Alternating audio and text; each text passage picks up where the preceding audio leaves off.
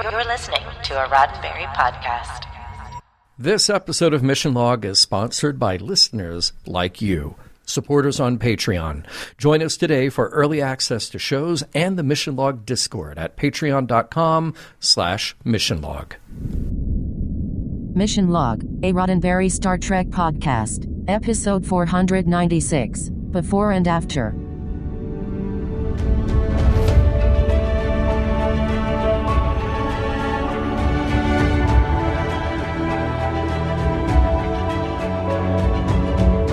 Welcome into another episode of Mission Log, a Roddenberry Star Trek podcast. I'm Norman Lau. And I'm John Champion. Each week on Mission Log, we look at an episode of Star Trek, forwards and backwards, backwards and forwards, looking for morals, meanings, and messages, and asking ourselves whether it stands the test of time. This week, Before and After, the one where Kes's life literally flashes before and after her eyes, proving in any temporal reality, she'll always have Paris. We'll have trivia in a moment, but first, a word on how to reach us. Mission Log is a conversation about Star Trek. Drop us a line at missionlog@roddenberry.com and join us on Twitter and Facebook at MissionLogPod. While you're at it, leave us a review and a rating in Apple Podcasts or your favorite podcast platform. And please remember your comments could be used on Mission Log or Engage on the Roddenberry YouTube channel. And now, here's John Champion with this week's trivia. All right. Well, today's episode, Before and After, was written by Kenneth Biller. Not a surprise to see his name on the list. And we most recently covered his story, Unity, and it should also come as no surprise that he wrote another Kes-centric story, Elogium. This was directed by Alan Croker. Now, here's a name that you should remember since Alan directed a baker's dozen of episodes for DS9, including the series finale, just as he did many season finales as well. He's kind of the closer like that. Well, now he makes his debut as a director on Voyager, and we will see him exactly 12 times more. Nice symmetry with his career there, where he will also stay true to his reputation of closing out seasons and the full series.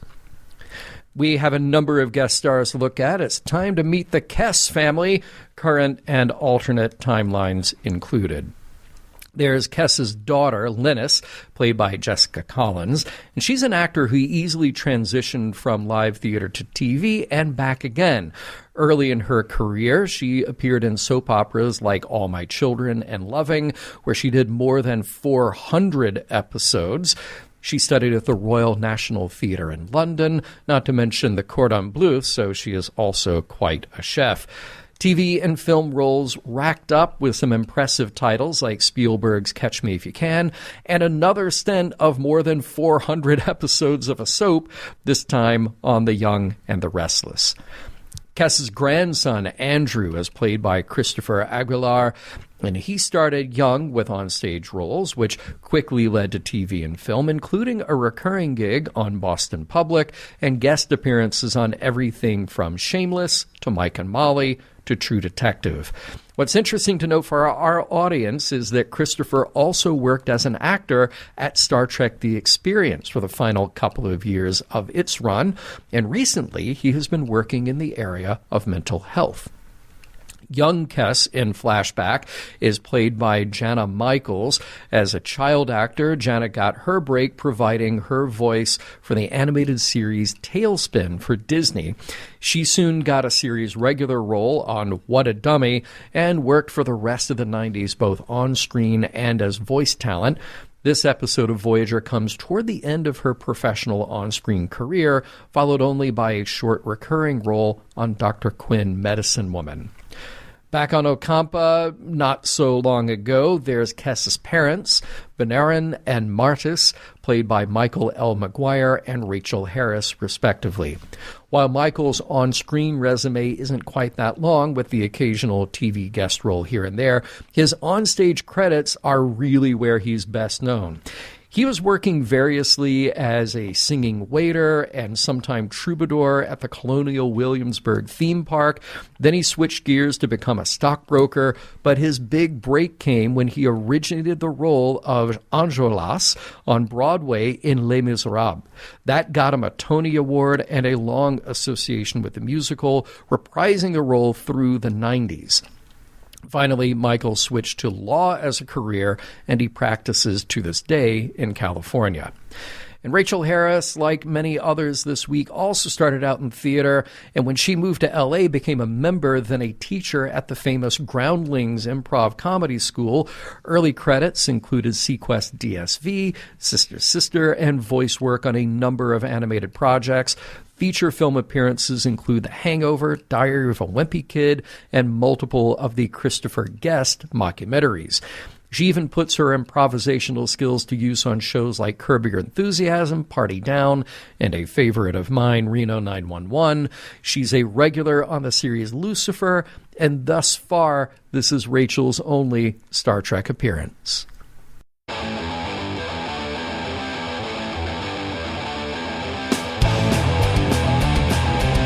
Hopefully everyone got through that with a minimum of confusion. See? It's a good thing I warned you at the beginning of the show.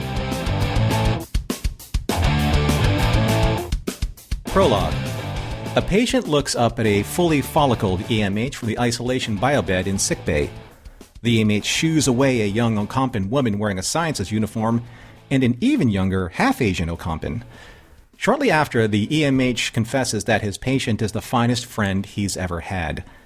After a brilliant flash of light, the half-Asian Ocampan boy from earlier approaches the biobed again, and he's brought a present for his grandmother. His grandmother, Kes. Act 1. Kes does not recognize the young boy who is apologizing profusely for the tardiness of his present. It is clear he loves his grandmother dearly, even though Kes has no idea who he is.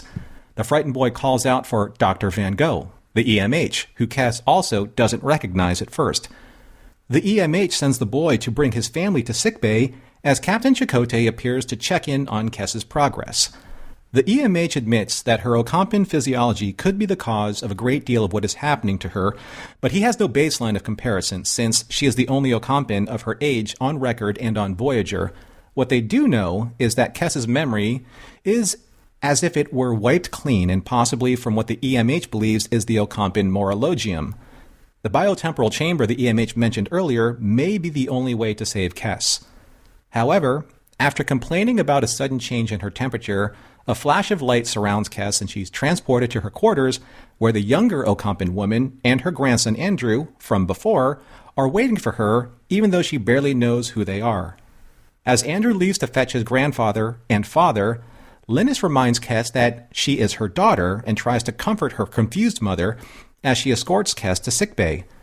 When Tom and Harry arrive, Kes doesn't recognize her own husband, even after Tom's stern reminder of who he is to her. The EMH explains that the morologium, the stage where an Ocampan is coming closer to their own death, may be the cause of Kes's amnesia. However, Kes protests her condition and demands to be heard and not coddled. Her grandson, Andrew, seems to be the only person who believes Kes, and as the EMH examines her, Kes's temperature drops again, and after another flash of light, she's transported to the mess hall where Neelix and the crew are celebrating her 9th birthday.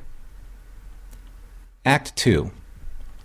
Security Officer Neelix hands Kes a piece of a birthday cake as she sets her sights on her grandson, Andrew, who seems to be the only person she trusts. She asks him to tell her exactly what he did before coming to the party, and his description of her gift, or rather lack thereof, which proves to Kes that something is in fact wrong, and with how she is moving through time itself. She finally confides in the EMH and demands his utmost discretion as she confesses what she believes is happening to her. And when she references the biotemporal chamber, that is when the EMH truly believes what Kes is saying, because no one should have any knowledge of what at this time is just a kernel of an idea the EMH has been toying with. Later in sickbay, Tom, Chakotay, and the EMH are theorizing what could be causing Kes's memories to be so fragmented. The morologium and temporal paradox are suspect, But Kes believes her memories to be intact, just out of sync with everyone else's, which leads the EMH to believe that Kes has somehow gained precognition, the ability to see things before they happen, and quite possibly because of how the Morologium is affecting her natural gifts in telepathy and telekinesis. Kes also believes if she can investigate her own medical files and personal records, they might give her insight into what may have happened. In their quarters, Tom and Kes discuss how they came to be married. Tom recounts a very painful memory of Voyager's recent past, which he refers to as the Year of Hell. Voyager was attacked by a race called the Krenim, who used specialized chronoton torpedoes that existed outside of normal time and were able to penetrate Voyager's shields. Captain Janeway and B'Elanna Torres were both killed, as were many others. Tom continues and tells Kes that everyone aboard Voyager were exposed to chronoton radiation poisoning from an unexploded torpedo lodged in Voyager's hull. Kes fixates on this detail and believes that this radiation exposure may hold the key to what's happening to her. But before she can act, her temperature drops again, and after a flash of light, she's surrounded by Tom, Harry, and Linus, holding a baby boy, and is noticeably younger. After confirming the star date, she and Tom seek out the EMH. She then explains the pattern of events of what has happened to her, which is confirmed by her elevated levels of chronoton radiation. The EMH believes that Kes is traveling backwards through time. Later in the briefing room, he explains to the command staff that his attempt in the future to reduce Kes's aging process accidentally activated her latent chronoton particles, causing her to jump backwards in time. The only way to stop Kes from jumping further and further backwards, perhaps even beyond her own existence, is to find the temporal variance of the undetonated torpedo's chronoton radiation when the Krenim attacked. Act 3. Kes and Linus are in sickbay, working on a solution to Kes's situation, but also catching up on some lost time between daughter and mother. Suddenly the EMH barges in, but with great news of a possible solution to Kes's situation, and before they leave, Kes assures Linus that she will be a wonderful mother, sharing what little she knows about the future Andrew.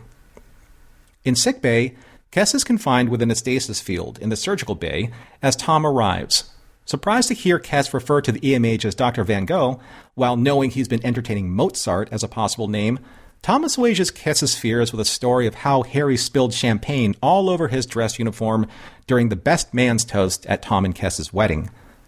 Linus arrives with some data, but not before Kes's temperature drops again.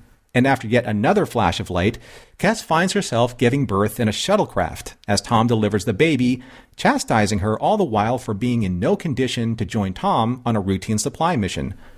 However, Tom discovers that Voyager is under attack, and after they dock and meet with Neelix on a severely damaged Voyager, Kes realizes that it's the Krenim. She is in the Year of Hell time frame that Tom told her about earlier in their quarters. In a moment of calm in the mess hall, Kes explains all of this to Chakotay, but he regrets that the EMH has been offline for weeks and can't help her, nor can they spare the parts or manpower to build a biotemporal chamber. Just then, she time jumps again to the holodeck, where she finds Tom and very much involved with B'Elanna. However, a red alert cuts their reunion of sorts short as they all head to the bridge.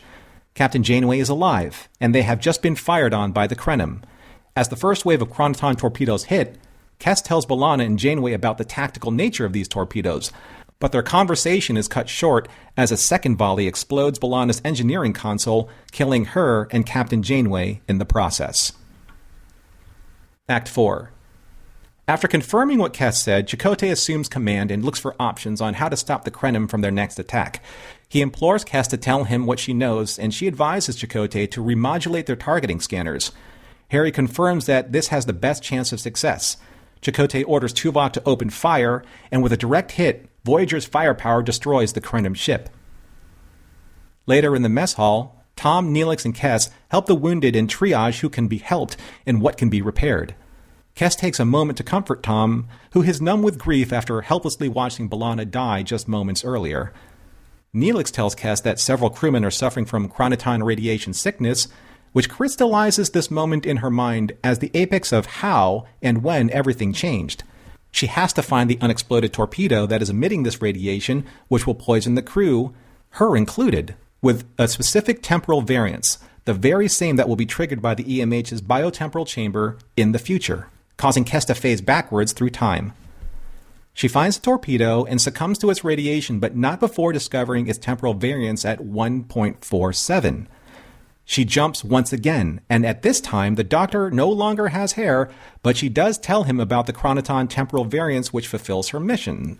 Sort of. Now the race is on to prevent Kes from completely phasing out of existence of her own creation through the use of the EMH's biotemporal chamber. However, before being placed in the chamber, Kes tells Janeway about the Krenim, who Voyager must avoid at all costs. Once in the chamber, as the EMH tries to stabilize her chronoton count, Kes suffers a series of temporal jumps. Once back to when she and Neelix first arrive on Voyager, where she pleads with Janeway to listen to her outlandish explanation, which Janeway entertains. The other jump comes shortly after to when Kes is a much younger girl who tries to explain to her father that she's traveling backwards in time. Act 5. Young Kes's story falls upon her father's not completely unsympathetic ears, but there's nothing to be done, as Kes suffers time jump after time jump after time jump, taking her further back into her own creation as she witnesses her own birth, her existence in her mother's womb, her conception, and then nothing.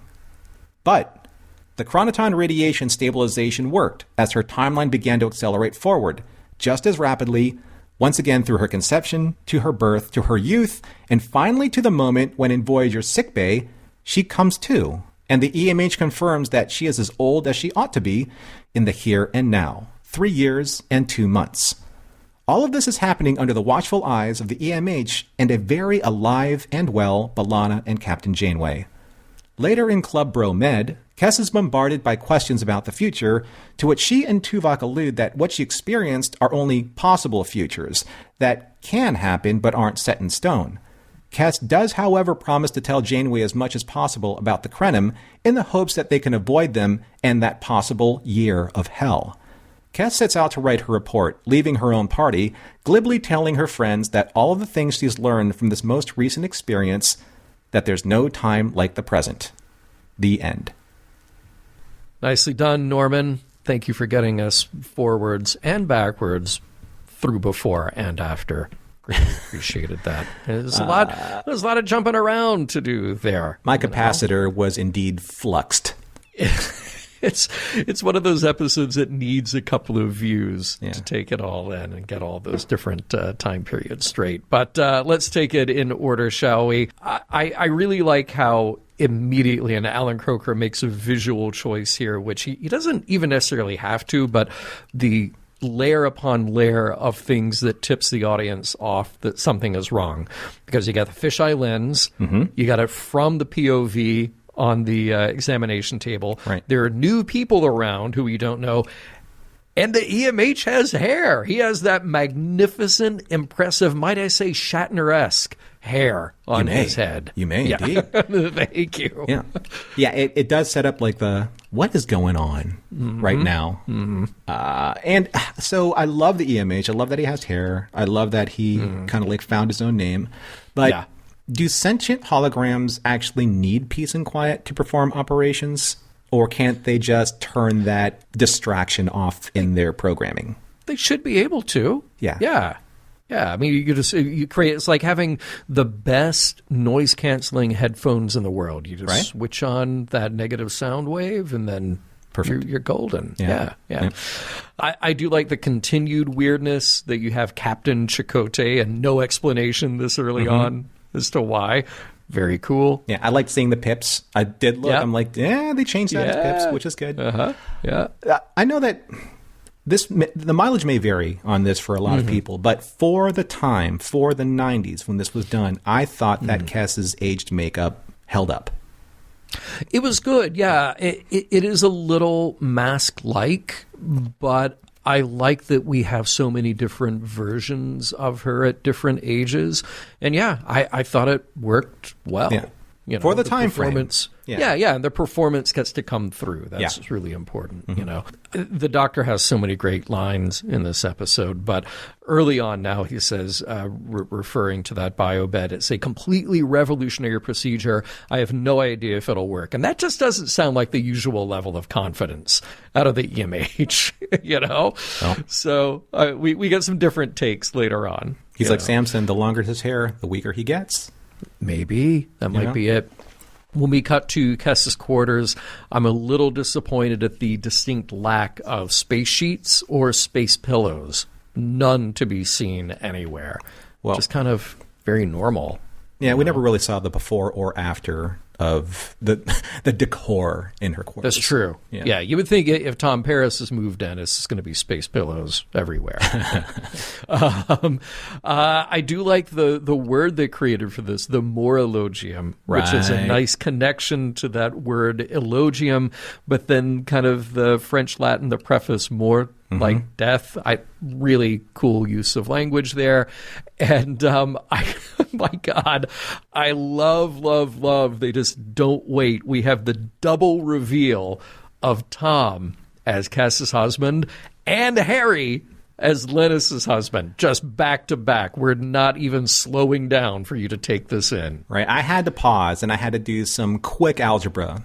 Just to understand where we were with this, because that kind of threw me for a loop for a second. But again, we're dealing with Ocampan physiology, which plays a huge part, like in the subtext of what's happening. Yeah. But Tom is her husband, so let's go back to parturition. So is parturition to Tom and Kess as resolutions is to Chakotay and Janeway? This show keeps trying to have it both ways. Just unresolved? Yes, I think so. Yeah. I think you're right. Okay, so I always cringe when the For He's a Jolly Good Fellow, or in this case, for the She's a Jolly Good Fellow song comes on, like for a happy... Like, why not just sing Happy Birthday? Yeah, right. Unless, well, wait, is Happy Birthday still copyright? Can you? I don't know if you can do that. Yeah, and I mean, or anything else. It's just, it's just a strange. It is weird. It's a little choice. Jarring when you hear that. I'm waiting until either the Beatles' Happy Birthday falls into public domain one year, or Shonen Knife Happy Birthday falls into public domain one day, and we'll get to restripe all of this with that. I hope so. Now, I even though we had a lack of space pillows, we do have, I think, I'm going to go ahead and call it, we have a space cake here. It's very spacey. It's not just a normal cake. It was also spicy? Was it a spice cake? Well, it had a fudge, which, knowing Neelix, could very well have had a spiciness to it. But so it could have been a spicy space cake. Yeah. Spicy space cake. I dig it. Yeah, I dig the alliteration. Yep. Speaking of Neelix, there's a really interesting Neelix scene here. So I love the reference of the old, like the one lung, the lung that Kess gave. Yes. And now she only has one lung. So, she can only blow the candles out so quickly, I guess. Yeah. The use of the nickname Kessie from Neelix really grated my cheese. Yeah. Because never in the history of ever has he used that so far. It's always been Sweeting or not Kessie. So which I never liked Sweeting either, and then Kessie I'm 100% opposed to. Yeah, like literally, like all of the hairs on my body just kind of like just shut up. And again, watching Tom and Kess together in front of Neelix, this was like, it's like part Cherish, part de. Yeah. Yes. Strange. Well, we're in that party, and the EMH just walks up to Kess and Andrew. Andrew, stop monopolizing your grandmother's time. Right. Dude, you're a hologram. Settle down. You have all the time in the world, okay? Yeah. Yeah. Even though, it's kind of like a contrived party, but I love how the mess hall, just like seasons like 1, maybe 1.5 into 2, I like how they fill the mess hall with just a bunch of extras in uniforms. It feels like a ship. Like it feels like a crew, Yeah, way more than for Janeway's memorial service. Right? Come on. And, and that's something that I felt like DS9 always got better. Better than TNG, better than Voyager. It's just feeling like it's lived in, getting people milling around doing stuff. Yeah. Look, you've mentioned it a couple of times. I'm sure that I'll mention it a couple of times. But the whole parturition, Tom, Neelix, Kess, that triangle. When Tom just blurts it out and says, well, I had quite a crush on you from the beginning. Like, just, dude, that makes me uncomfortable now hearing that. Because I tried to leave all that stuff in the past. And I know that we're dealing with an alternate timeline here. I get it. but he's still referring to things that happened before this alternate timeline started, so still creeps me out a little bit. Again, it's one of those unresolved story threads from Parts Origin, which we thought was resolved. But hey, is it ever in Star Trek? Yeah. One of the things I do like in this episode, and this is something that we've talked about before, is we like that Kes had stood up for herself in the past, even amidst a lot of kind of like the influence, the pushiness, the gaslighting of like her male companions. And I love how she says, well, Paris says this. He says, we'll do everything we can to help you. And Kes says, I'd like to do something to help myself. I love that she's taking charge of her own, of her own story. Right. And she's always given that opportunity to make that, to be self-aware and to make that and to give that agency for her character. I love that. I love that it was in here for that. Yeah, that is very nice to see. And by the way, I hope you noticed that we found out that in this timeline, Joe Carey died along with B'Elanna and Janeway. Sad. We know who Janeway and B'Elanna are, but Joe Carey. And I hope that at that last minute somehow that B'Elanna got in one more good punch to the face before they both died. But look, who's still alive in this timeline? Baxter. Right. Yeah. Yeah, just in case anybody was wondering. I'm pretty sure that Baxter's a Q. I'm just saying. Oh, could be. Yeah. But we don't know. Mm-hmm. Hopefully we'll see that. So there was a little bit of a problem that I had with the way that Tom delivered that line. We lost a lot of good people. Captain Janeway, Joe Carey, B'Elanna. And it's just so blasé. It's so nonchalant, right? It's like, we lost a lot of good people. No, it's the captain, dude. It's the captain you lost. And your girlfriend. B'Elanna, right? Yeah. Yeah, exactly. You throw Joe Carey in there, it's like, and I'm not, no disrespect to Engineer Carey, but it's like, it's the captain and B'Elanna, right? Exactly. Yeah, we lost we lost people. It's not a big deal, but we did. Come on, man. No, you got it. And I don't blame that on Robbie. I blame that strictly in the writing, even in the directing. Yeah. I think so too. Yeah. What I'm not going to blame is the whole team for giving Harry a space camera. He's got one. I know that today in modern society, you get work phones. Yeah. And people try and balance out work phones and personal phones. Mm-hmm. But in the 24th century, would that have been incorporated in a tricorder? Or would you have separate cameras? You would think, because you would think that the technology would have shrunk down far enough to get a really great camera into even a communicator. Or, a tricorder would make sense. Yeah. But I guess maybe this is this old school thing that, now look, I will admit, I have a digital camera that is not a phone, that is not another device. Cannot tell you the last time I used it, but I've got one. Yeah, it's of course they work, and they work well. It's just weird, okay, I have no pocket, so where am I going to stick the tricorder and my camera? Right. The space camera was pretty thin. That was actually a lot more like a smartphone.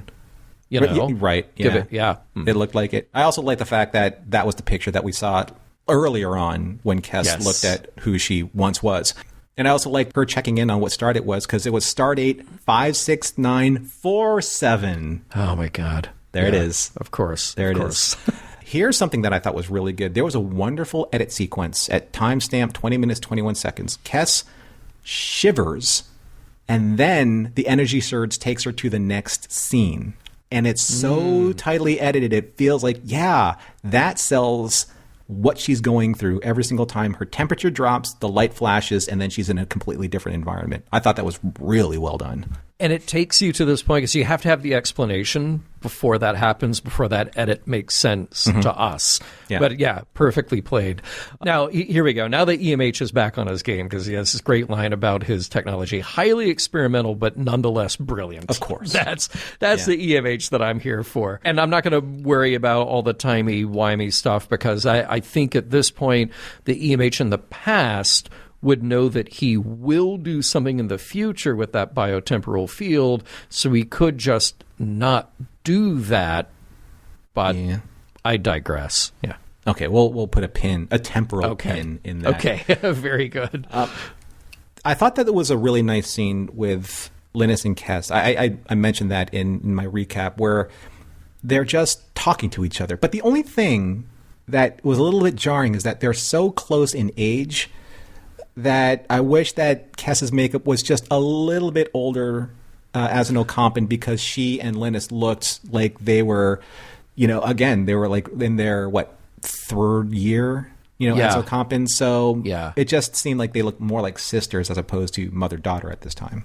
Yeah, I think you're right. Yeah. I love when the containment field goes up, but the EMH has the code to be able to walk in and out of the containment field. I thought that was really, really good effect. But also, I loved how in that time when Kes was, being tested for her chronoton radiation, where she started to phase out and she started to blur and become transparent. It was an effect that I haven't seen on Voyager yet, and I thought that was really well done. Yeah. Then it was a little strange seeing her just like in that moment after her jump being strung up in a shuttle, and it looks like she was getting tortured. I know. By Tom. It's so weird, but I guess it's wonderfully alien, and boy, do they have a big baby. Yeah. Yeah, large, right? That sack on her back must have been huge. Right?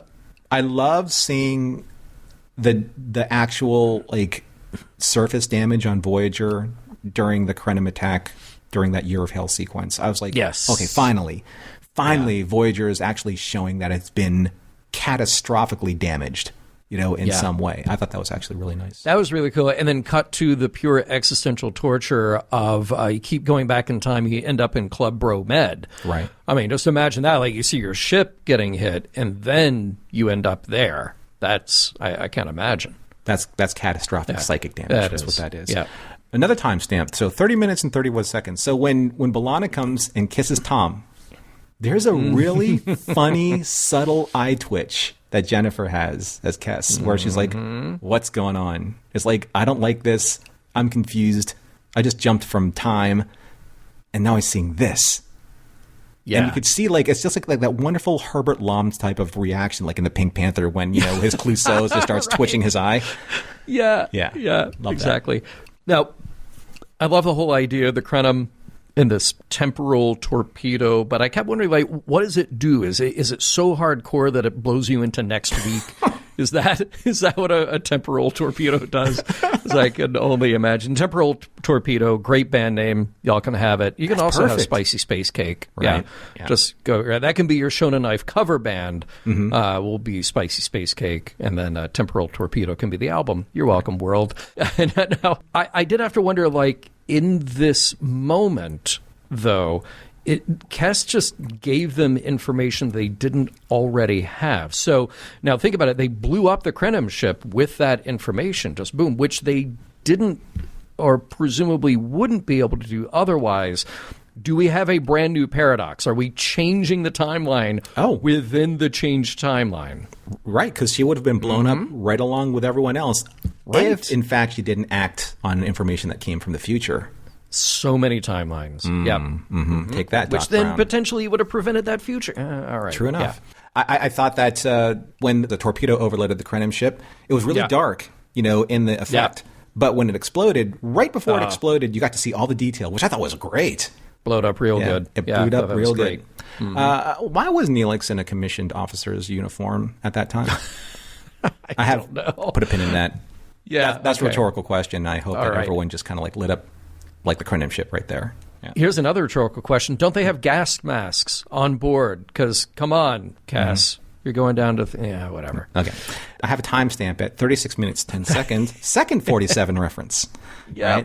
Right? Cass tells the EMH that the chronoton temporal variance is 1.47 microseconds. Of course, it had to be. And when she found that torpedo, very cool fiber optics in that prop. Thought that was really nice. Yeah. But then I also love, again, changing the future. Kes just straight up avoid the Krenim. Sure, good plan, Kes. Just start changing the future now. Good idea. I love recreating Neelix and Kes's onboard scene from Caretaker. I thought that was great. And I loved her little aside, not again. Which, perfect. Absolutely perfect. I thought it was cool that Janeway took the time to listen to something as outlandish as Kes says her story was. When Neelix was like, please be quiet. Don't embarrass me in front of the captain. The captain's like, I'm fascinated by this. Please tell me more. So that's very Janeway. I loved the sequence when Kes from there jumped into younger Kes and met her father. But was that the same set that they used from Caretaker? Because Kes took like the crew to that Okampan farming area, and it looked just like that. It looked identical. Yeah, it looked super cool. So looks like they were able to recreate it well. Yeah. And I really like that this episode took that logical extreme, that you go back to Kes's birth, her embryo, her cell splitting, just very cool, mind-blowing, mind-bending stuff. Thought that was neat. But then I did have that question that I think you had, which is that baby aware the way that adolescent and adult Kes was aware of adult Kes's situation? Yeah, kind of weird, right? It's tough to kind of interpret that the way that our point of view is in the episode. Yeah, that's a good question. Love to hear what you guys think about it. I love how Janeway and B'Elanna are there at Kes's bedside when she's saved, because basically the last time Kes saw the both of them, they were dead. They were blowed up, and like you say, blowed up real good. Right. And look, at the end of this tortuous, confusing, frustrating experience in Kes's life, there is nothing like a champagne party to stand around and discuss the future with dudes in Speedos. That's what everybody is there for. First time dealing with time being twisted into a knot? Don't worry, you're over the hump now. Let's see what everyone thought of this episode. We'll get right back to before and after a word from this week's sponsor, and that is you. You've probably heard us say it before, how Mission Log is a conversation about Star Trek, and that is the emphasis of what we do in Discord, which is exclusive for our Patreon members. And really how it works is this, Norm, you and I, we spent a lot of time watching Star Trek, taking our notes, doing this recording, and it gets shaped and edited, and that's it, and that's our say. We get it out there to the world, and then we get to hear what everybody else has to say. And really the majority and the depth of that conversation has moved from other social media spaces into Discord, where we have had these beautiful, long, flowing threads of talking about everything from this week's episode of Mission Log to current Star Trek to, well, anything that's on our minds, but a lot of it to do with science fiction as well. Yeah, and what I love about these conversations, they're organic. They take the shape as they are wont to do. We have so many different opinions and so many different directions and so many different ways that you can take a look at a topic and explore those topics. And sometimes, I think that in the spirit of examining something, there are going to be a lot of different opinions shared. And I think that what we do and what we offer on Discord is an environment where we encourage the best possible way of looking at a topic, but at the same time, though, allowing people to be able to discuss it as their worldview or as their purview demands. So it gives it a richness and a texture and an honestness and a realness to it that isn't as caustic as other social media platforms, but it is still honest and it is still true, and it still allows people to express their opinions.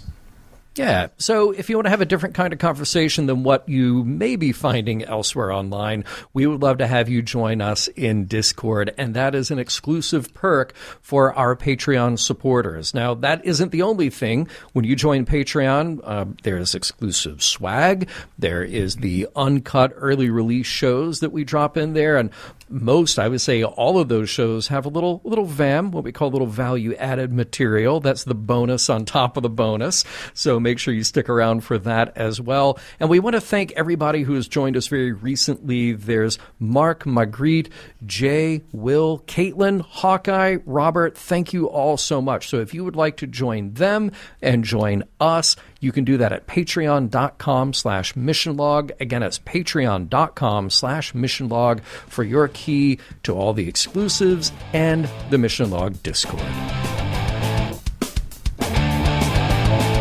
Norman, you brought it up earlier about Janeway, and I want to reiterate a point here that I think is really kind of critical to how this episode feels and how it unfolds, and that is how good the crew is around Kes.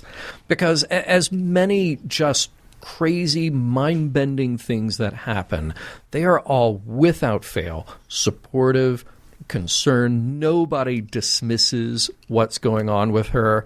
And I think it's really lovely to see. Now, you have to wonder, I mean, look, first of all, there's a constraint of the script. You have to just move the story along and accept the reality of what's going on in the story. You have to wonder if that same grace would be afforded to somebody who is, say, not as well known or well liked among the crew.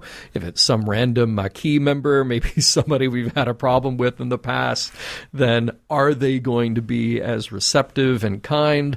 But of course, Kes is integral, and she's always been a straight shooter from the beginning. Mm-hmm. But I think it's so nice to see, and I think it also is nice to see in a way that I think this parallels a very real life thing, and that is the care and concern that we do and we should show to anyone nearing an end of life. If they struggle, if they need help, if they need direction, if they need to be heard.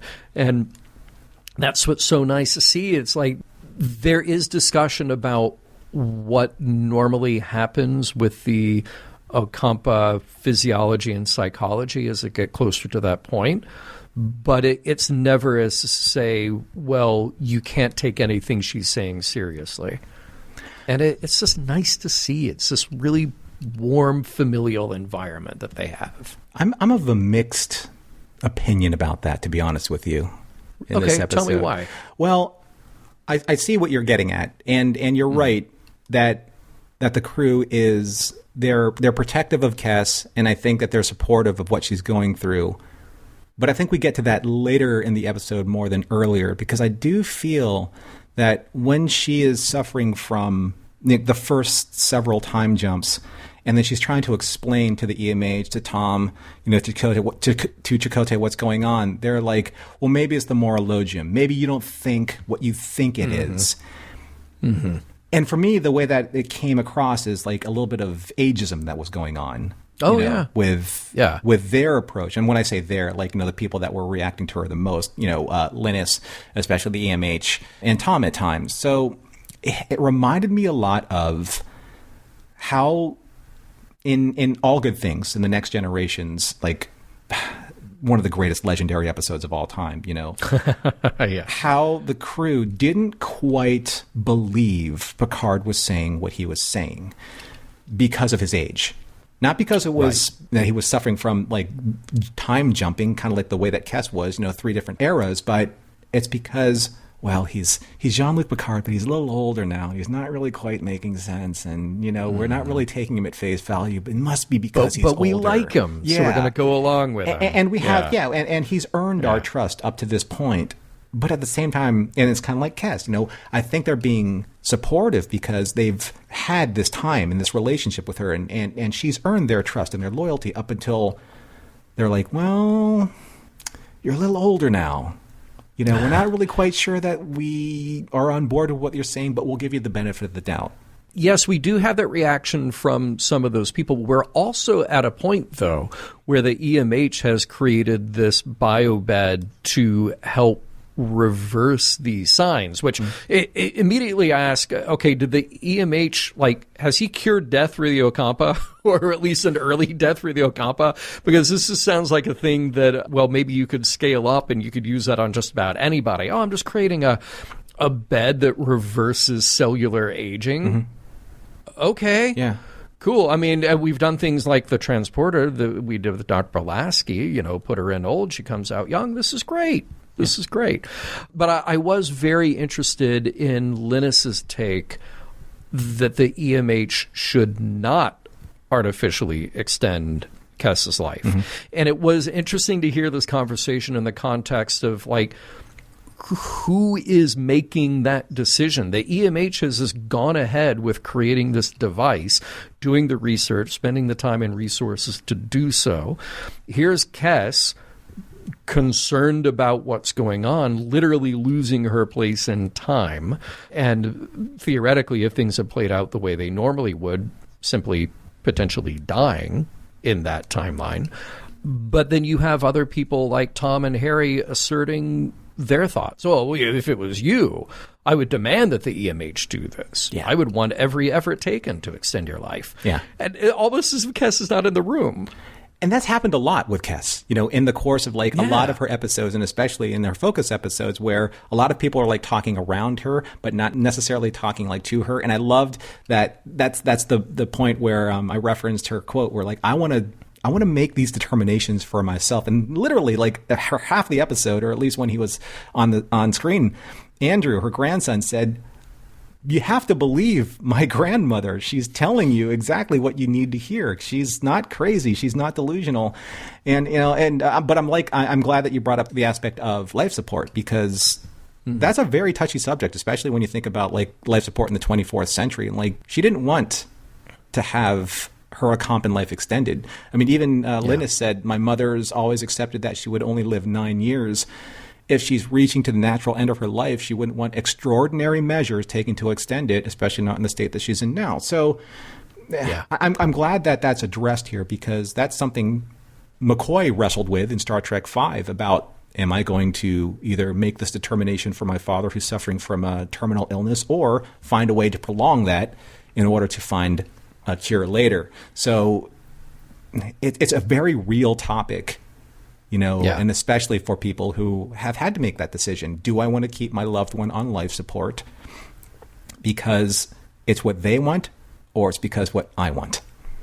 And I think that's where Harry was with that. He's like, well, I would want to do that. Well, of course you would. Right. Because you're not ready to let go.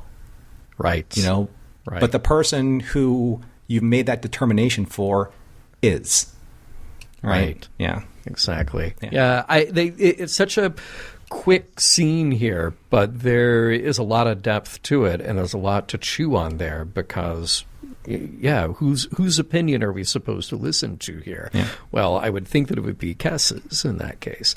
By the way, I do want to just point out a technical and production thing, because the elephant in the room here, Year of Hell. I mean, they literally say the Year of Hell in here. And yes, on Mission Log, we don't jump the timeline because it's not helpful to our discussion. It can just get us way off track.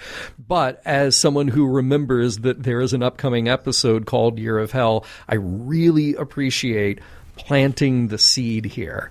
And I look forward to rediscovering the ways that those details may or may not come back for that episode, or from this, that we started to get here, that we may see down the road. And I know that we bust Voyager a lot for the reset button and for forgetting what happened from one episode to the next.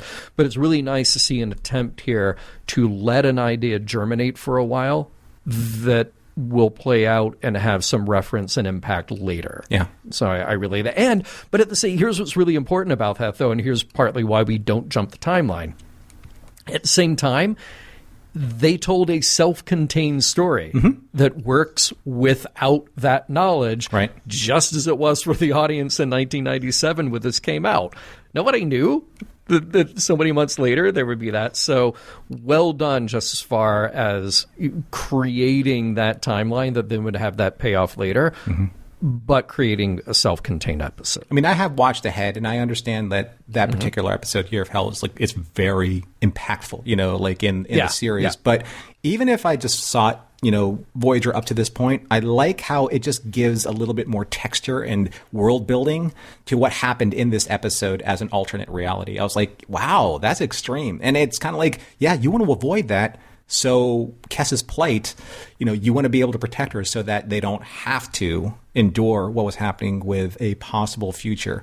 And not get to that point. But as you said in Observations, you make a great point of this, the future knowledge that she brings to defeat the Krenim, does that create a tangent off of the timeline that she went back to with that knowledge in order to defeat the Krenim, which should not have happened?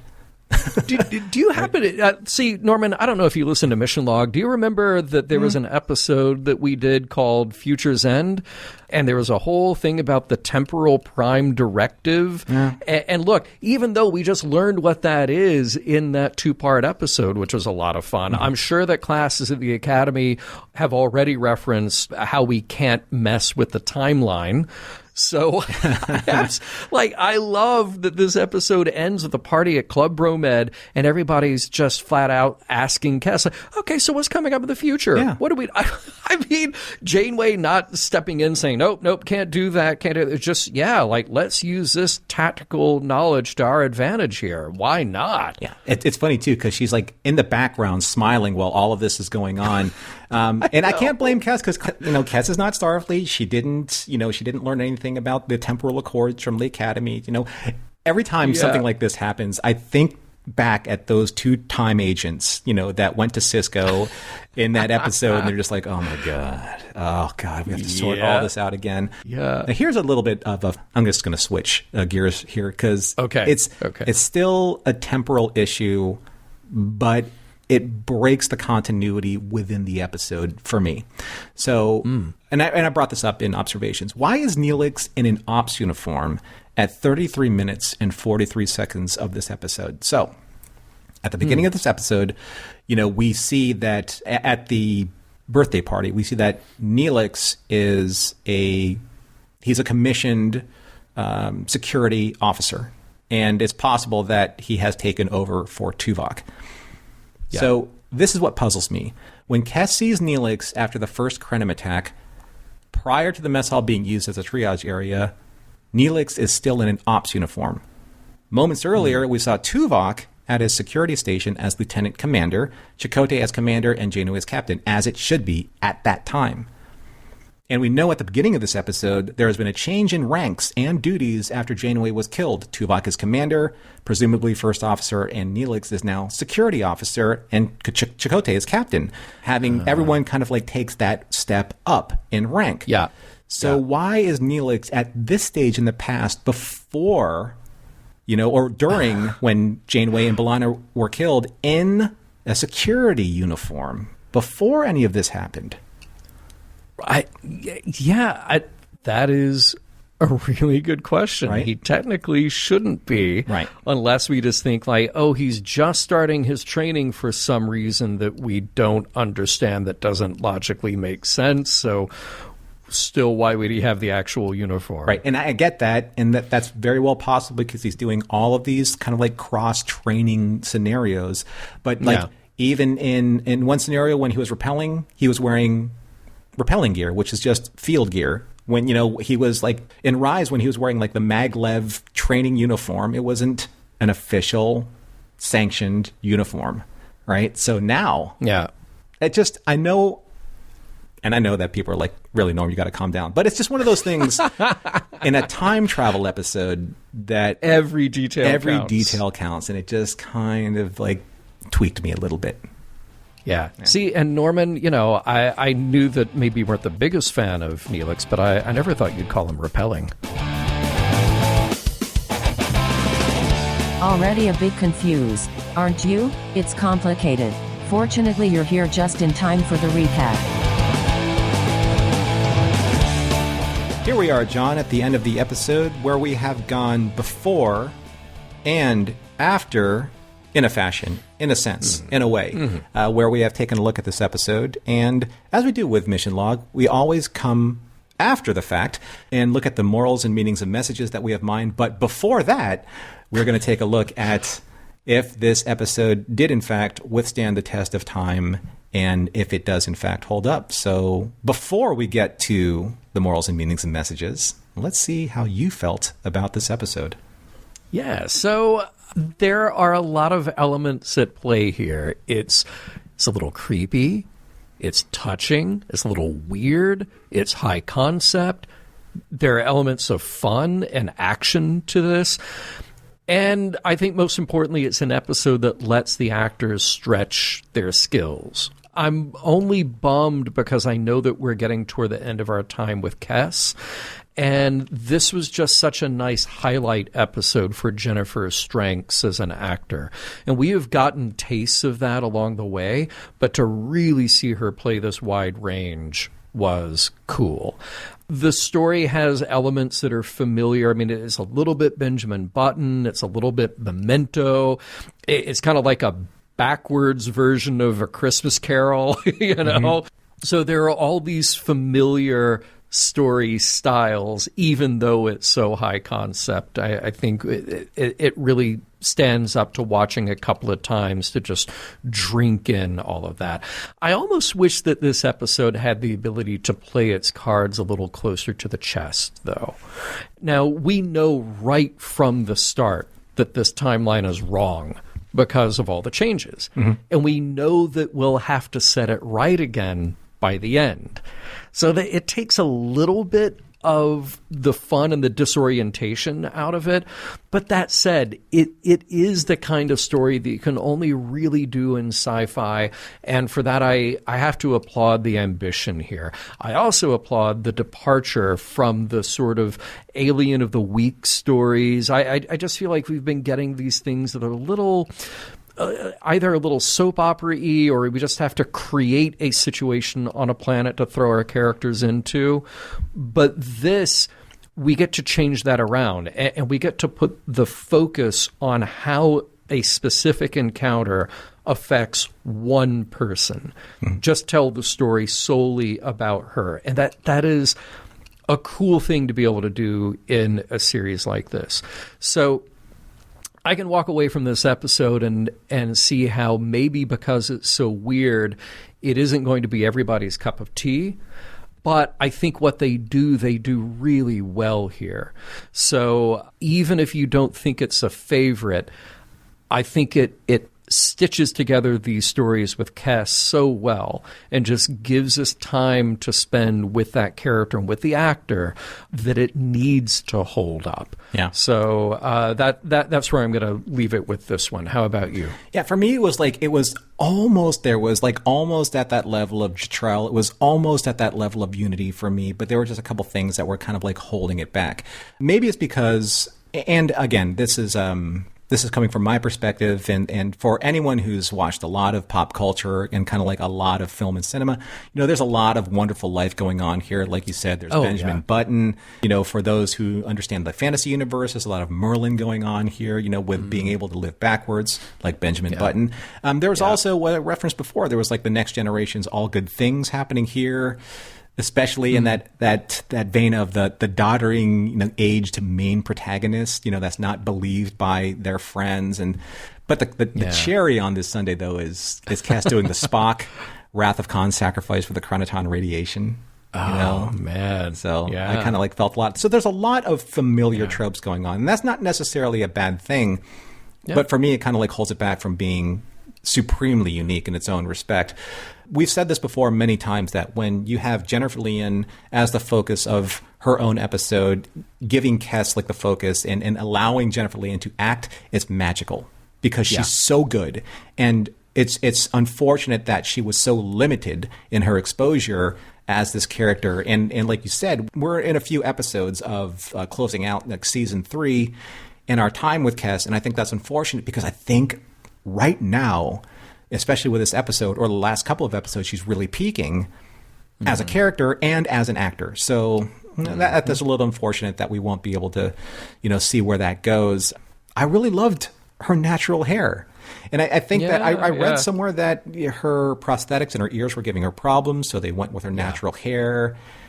And I liked it. I thought it worked. Yeah. I thought it was... Help hide the ears so you don't have to do it for every scene. It looks great. Exactly. The time traveling here is a little clunky. We talked about some issues with, why is Neelix wearing a security uniform, throughout the course of this entire episode? And it's kind of a little strange. Yeah. The Ocamp and aging, say, there's a scene that I mentioned before between Linus and Kes when they're talking about, her motherhood, and Kes said, you're going to be a better mother. Just wait. They looked a little too similar, just in close of age. So you felt like they were more like sisters than mother and daughter, stuff like that. Yeah. But for the most part, though, I believe that if you can look past a couple of things, and again, these are nitpicky things, in my opinion, it's a very solid episode. It's definitely worth your time to watch. If for anything, just how it piques the interest of this Year of Hell story and the Krenim. Yeah. And it does so in that in that way where you stand up and take notice when Picard phases out of time in yesterday's Enterprise to that alternate reality, right? It kind of like makes the hairs of your neck stand up on end. You're like, what is this now? So it's something that takes a trope that could be, very like monotonous and kind of like monotone. And then all of a sudden it gives you these really wonderful nuggets of acting and some interested, story elements. You're like, all right, I can watch this. This is good. Voyager has gotten really good with that tease. Yeah. I mean, think about it. That tease with the Borg, and then the next time you see him, you just go a very different direction. Now we have this tease with Krenim, and we'll catch up to them eventually. That's dropping little nuggets like that. Really, really cool. I just wish that they had been able to maintain more of these impactful, long storylines throughout. But when you get it, it's really nice. Yeah. It is just a solid episode. It really is. And it's all about the character journey. And I don't know that I really got deep morals, meanings, message other than just kind of what's there. What's there with that character journey. I do appreciate that we're able to pick apart some of his reactions to her state of mind when Kes is older, but I do like this idea of respecting your elders and truly listening and hearing somebody out when they raise cause for concern about a problem. I think that's in there, even if not everybody is on board right from the beginning. And there is toward the end, because my gosh, when you show up with knowledge of an alternate timeline, the little home court advantage there, but the same kind of message with A Christmas Carol or with any number of these stories that it lists from, that the future is what you make of it, that there is always an opportunity. Let your timeline unfold the way you want it to. Mm-hmm. So nice to see that here in something that can kind of leave us all with a smile on our face at the end of the show. What do you think, Norman? What did you pick up here? Well, after we do what we do and watching this episode several times, it was interesting to see a very clear bookend from almost one of the first quotes to one of the most last quotes. One of the final scenes with Kes. At the beginning of the episode, the EMH says, when Kes is on the biobed, and we don't even know it's Kes on the biobed, he said, "I wish I told you this before, but better late than never. You're the finest friend I've ever had." Yeah. At the end of the episode, Kes says, "If there's one thing that this experience has taught me, Captain, it's that there's no time like the present." And, it doesn't happen like immediately. You don't see the moral immediately, but when you do, you're like, okay, that's an interesting thing. And it reminded me of this quote. My dad always told me this quote. It was a bumper sticker that he pasted on our refrigerator. One of the only one he ever did this to. And it's a quote from Benjamin Franklin. "Do not put off until tomorrow what you can do today." Of course, right? Classic. It's a classic Benjamin Franklin quote, right? And it's very honest. It's very direct. It's very clear. I mean, how many times have we said today, or in the course of a week or month, I'm going to get to that. I'll call my friend later. I'll call my parents later. Something to that effect. How many times have we heard people say that I should have done that? I could have done that if I only had the time to do that again. So we all know this. We've all experienced this. I mean, as human beings, that's what we do. That's what we suffer at times. And let me put it to you this way, John, in a way that you and I and many others, and especially like Vic Fontaine, one of my favorites, this, right? Yep. This is Frank Sinatra, in that era, saying this. Regrets? I've had a few, but then again, too few to mention. I did what I had to do, and I saw it through without exemption. I planned each charted course, each careful step along the byway, and more, much more than this, I did it my way. You're getting the golf clap from me, my friend. Mission Log is produced by Roddenberry Entertainment. If you'd like to support us directly, you can do so at patreon.com/missionlog for early access to shows and the Mission Log Discord. Our website is missionlogpodcast.com, and for more Star Trek news and discussion, visit trekmovie.com. On the next Mission Log, Real Life.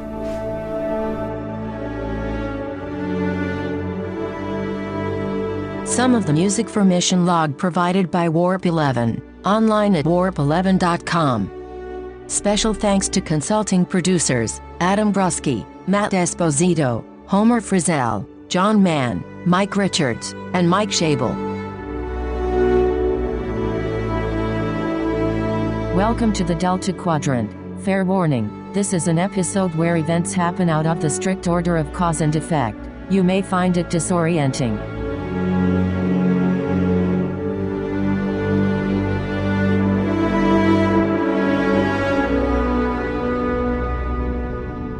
End transmission.